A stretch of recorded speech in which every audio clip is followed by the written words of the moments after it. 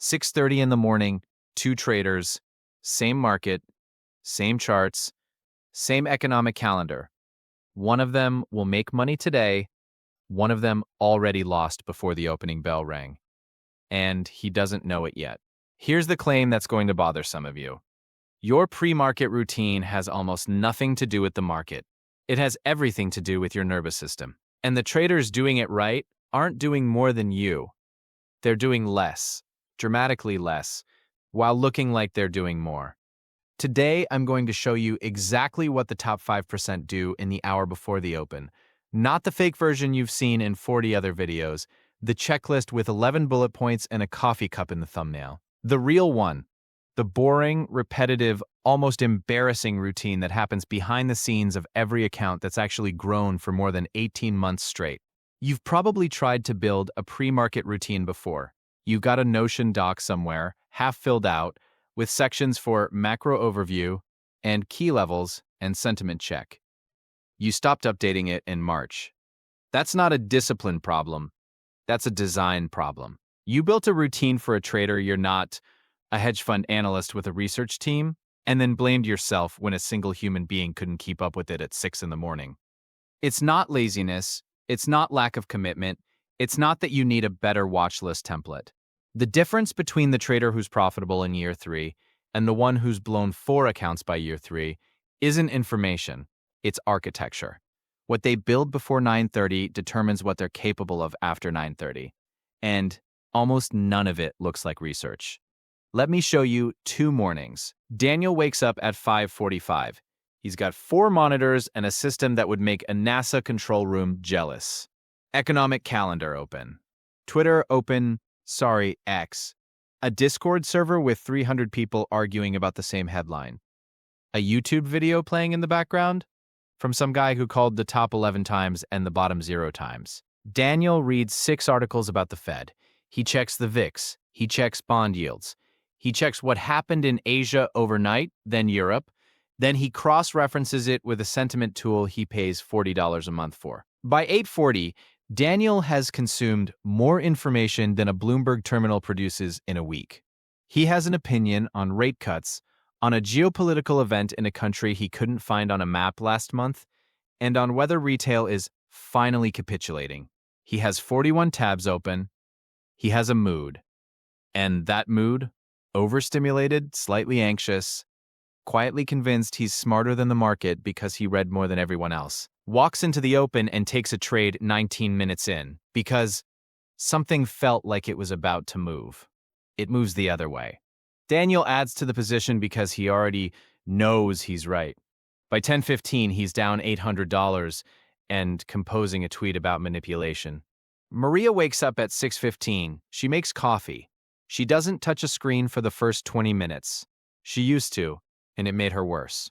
So she stopped. When she sits down, she opens exactly 2 things: her trading plan, which is 1 page, and her charts, which show 3 levels she marked the night before. That's it. She writes down, by hand, in a notebook that looks almost childish next to Daniel's dashboard. 3 sentences. What's my max loss today? What setup am I actually looking for? What would make me walk away and do nothing? She reads yesterday's trades for 4 minutes, not to relive them, to check if she followed her own rules. Then, she closes the notebook and does something that would look, to an outside observer, like she isn't taking this seriously at all. She stretches. She looks out the window. At 9:28, she sits down, already calm, already decided, and waits for the market to offer her the one thing she's looking for. Most days, it doesn't show up until 10, sometimes 11. She's fine with that. By the time Daniel is composing his manipulation tweet, Maria has either taken 1 clean trade or taken none at all. And either way, she's not anxious about it. Here's the detail that gets glossed over in most comparisons like this. Daniel isn't stupid, and he isn't lazy. He's an engineer by training. He approaches trading the exact same way he approached every exam he ever passed. More input, more repetition, more coverage of the material, and eventually mastery arrives. That approach built his career. It's failing him here, and it's failing him precisely because it worked everywhere else, which is why he can't see the problem. He assumes the market will eventually respond to effort the way an exam did. It won't. The market doesn't grade on how many hours you studied. Some mornings, it doesn't even show up to be graded at all. And Daniel, unable to tolerate that kind of silence, manufactures a trade out of restlessness and calls it conviction. Maria's background has nothing to do with markets. She spent 9 years as an ICU nurse before she ever opened a trading account. And if you ask her why her routine looks the way it does, she'll tell you it's because she already knows what it feels like to make a decision under real pressure, with a real cost for getting it wrong. She learned a long time ago that the calmest person in the room is usually the one who walked in with the least amount of information and the most amount of process. She's not smarter than Daniel about markets. She's just imported a discipline from somewhere else. Somewhere the stakes were actually life and death. And that discipline transferred almost perfectly, while Daniel's exam-taking discipline transferred almost not at all. Same market, same information technically available to both of them, completely different outcomes. Not because Maria is smarter. She'd tell you, if you asked, that Daniel probably understands macro better than she ever will. The difference is that Daniel built a pre-market routine to feel, Maria built one to feel calm. And it turns out calm outperforms prepared every single time in a game where your own nervous system is the biggest variable on the board. Let's get into why this happens. Because there are 5 specific forces working against you every morning, and none of them are about market knowledge. The first is what I'll call information bulimia. You binge on news, data, opinions, charts, and then you purge it all into a single trade, hoping the volume of what you consumed translates into the quality of what you decide. It doesn't. Your brain treats I read a lot as a proxy for I understand a lot, and that proxy is false. Reading 40 headlines about a Fed decision doesn't give you an edge on a Fed decision. It gives you 40 slightly different flavors of anxiety, dressed up as analysis. The 95% measure their preparation in volume. How much did I read? How many sources did I check? How late did I stay up cross-referencing? The 5% measure preparation in clarity. Can I state in one sentence what has to happen for me to act today? If you can't answer that in one sentence after your routine failed, no matter how many tabs you had open. The second force is what happens to your nervous system when you consume markets first thing in the morning, before you've regulated anything else. Your body doesn't know the difference between the market gapped down 2% and there's a genuine emergency. Cortisol doesn't read tickers. It just responds to threat, and an unregulated pre-market routine is a threat generator. Headline after headline engineered by media companies to produce exactly the anxious, urgent, can't-look-away feeling that makes you click. You sit down already stressed and call it staying informed. The 5% understands something uncomfortable. The state you're in when the bell rings matters more than the information you have when the bell rings. Not because information doesn't matter. Because a dysregulated nervous system can't use good information anyway. It'll find a way to twist even a perfect setup into an impulsive trade. The third force is the illusion of control through quantity. This is the same trap as adding indicators to a chart.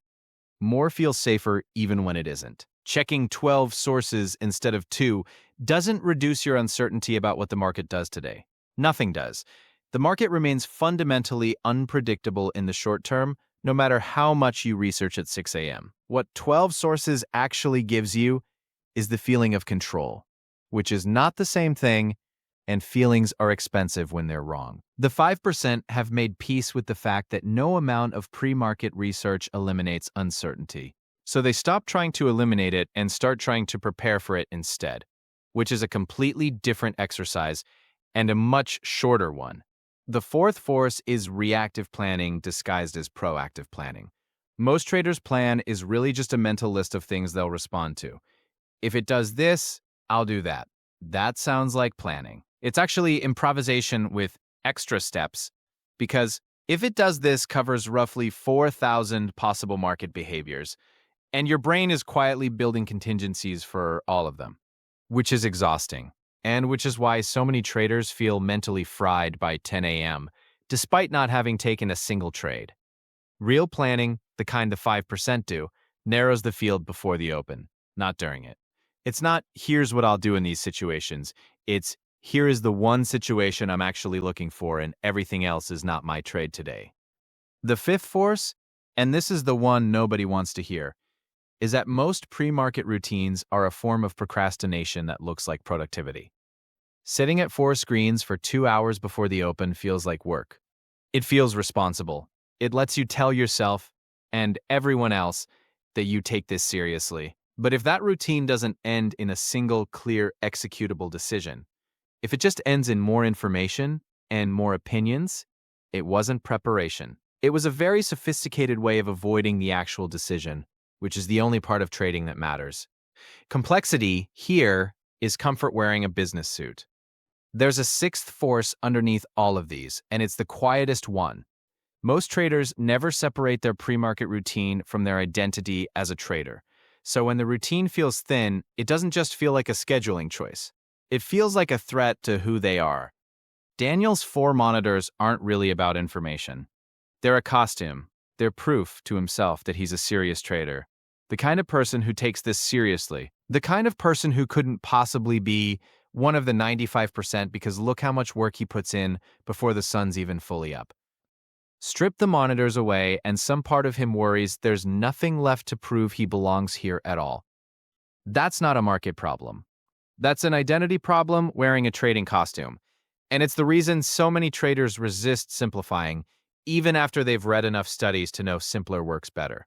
Simplifying feels, to that part of the brain, like admitting you're not serious. It's the opposite. It's the most serious thing you can do. Now, here's what the 5% actually do instead. 5 shifts, not more effort, less, aimed better. Shift 1, regulate before you research. Before you open a single chart, do something, anything, that brings your baseline stress down instead of up. Maria's version was 20 screen-free minutes with coffee. Someone else's might be a walk, or 5 minutes of just sitting still. It doesn't matter what it is. What matters is the order. You regulate first, then you look at the market, not the other way around.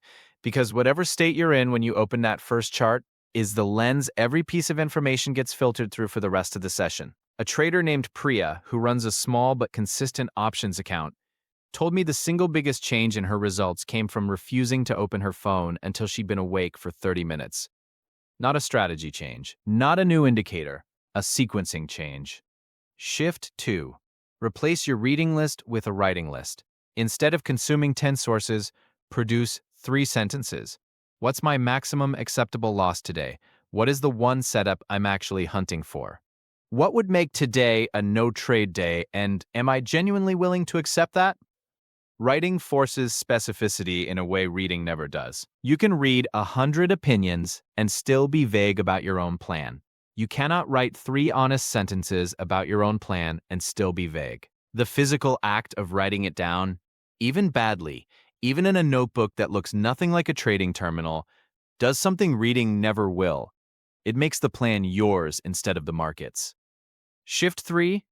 Pick one source of truth, not 12, not 0 information, one clear source, whatever's relevant to your specific market, and nothing else feeding in during that window. The 5% aren't uninformed, they're selectively informed. They've decided in advance which single input actually changes their plan, and they ignore the noise dressed up as signal. Everything else, the Discord arguments, the 11th opinion piece, the guy who's been calling a crash for 2 years and will eventually be right by accident, gets filtered out before it ever reaches the decision-making part of the morning. Filtering isn't laziness. It's the entire skill. Shift 4, define your no trade conditions before you define your yes trade conditions. This one's counterintuitive, so sit with it. Most traders spend all their pre-market energy figuring out what would make them enter a trade. The 5% spend at least equal energy figuring out what would make them do nothing, and they define that first. Why first? Because no trade is the default state your plan should return to whenever conditions aren't met. And if you haven't defined it clearly, your brain will default to trade anyway out of restlessness instead. A trader who knows exactly what not my trade looks like can sit through 2 hours of movement without flinching. A trader who's only defined what a yes looks like will talk themselves into a yes out of boredom every time. Shift 5. Build a routine short enough that you could do it hungover, sick, or exhausted, and still execute it. This sounds like a joke. It isn't. If your pre-market process requires 2 hours, perfect focus, and 0 life interruptions to function, it isn't a routine. It's a fragile ritual that only survives on your best days, and your best days were never the problem. The 5% build routine's so simple they survive bad mornings. 3 sentences, 1 chart setup, 1 source. 15 minutes, maybe 20. That's not a lack of seriousness. That's what actual robustness looks like. A process that doesn't collapse the first time your life gets complicated, which statistically is most days. Shift 6, and this is the one almost nobody talks about. Review before you plan, not after you trade. Most traders review their performance at night, exhausted, after the session's already done, which means the lessons show up too late to change tomorrow's behavior. The 5% flip the order. 4 minutes every morning before a single new chart is opened, reviewing yesterday against the plan they wrote for it, not reliving the trade emotionally, auditing it mechanically. Did I follow the plan I wrote? Yes or no? That's it. A trader named Owen, who spent 3 years bouncing between prop firm evaluations before finally passing one, told me the single habit that changed everything wasn't a new strategy at all. It was moving his review from 10 p.m. to 6 a.m. reviewing at night. He said he was too tired and too emotional to be honest with himself. Reviewing in the morning, fresh. Before the market had a chance to give him anything new to feel emotional about, he could actually see the pattern in his own behavior instead of just the outcome in his account. Here's where this stops being about routine and starts being about identity, because the shifts alone won't hold if the underlying belief doesn't change with them. Most struggling traders believe, somewhere underneath the surface, that being a good trader means being the most informed person in the room. That belief is why the routine keeps ballooning. Every time it feels thin, the instinct is to add another source, another check, another layer, because thin feels like negligence. But the traders who actually make it aren't the most informed people in the room. They're the most selective.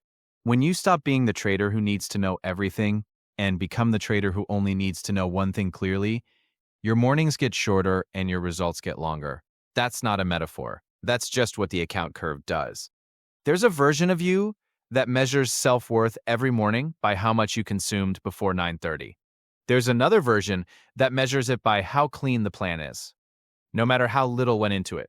The first version is exhausting, and over time, it's also unprofitable because exhaustion produces impulsive decisions around 10 a.m. every single day. The second version is quiet. It's almost anticlimactic to watch. And it's the version with 4 monitors turned into 2, then 1. Then sometimes just a notebook and a single chart, because it turns out you never needed the other 3. And here's the part that's going to deflate some of you on purpose, because it needs deflating. This routine, done right, is boring. It is not exciting. Nobody's making a highlight reel of Maria's 20 minutes of silent coffee and 3 handwritten sentences. There's no dopamine hit in, I did the same 15-minute process I did yesterday, and the day before that, and I'll do it again tomorrow. If your pre-market routine currently feels thrilling, if it feels like detective work, like you're uncovering something, like you're one insight away from cracking the code, that feeling is not a sign you're close to a breakthrough. It's a sign you're still doing this for the wrong reason. The routine that actually makes money is the one you could do in your sleep, precisely because it isn't asking your brain to be a genius at 6 a.m. It's asking it to be consistent. Genius and consistency very rarely show up in the same person on the same morning, and only one of them is required for this job. If trading or your preparation for it feels exciting most mornings, you're probably doing it wrong. Excitement is your nervous system telling you it's uncertain and stimulated. Uncertainty and stimulation are not an edge. They're the exact state that produces the trade you regret by lunchtime. So go back to Daniel and Maria for a second 6 months later. Daniel still got 4 monitors. He added a fifth. He's read more books on market structure than most people read in a decade, and he can explain in impressive detail exactly why the last 3 trades that lost him money weren't his fault. His account is down 31%.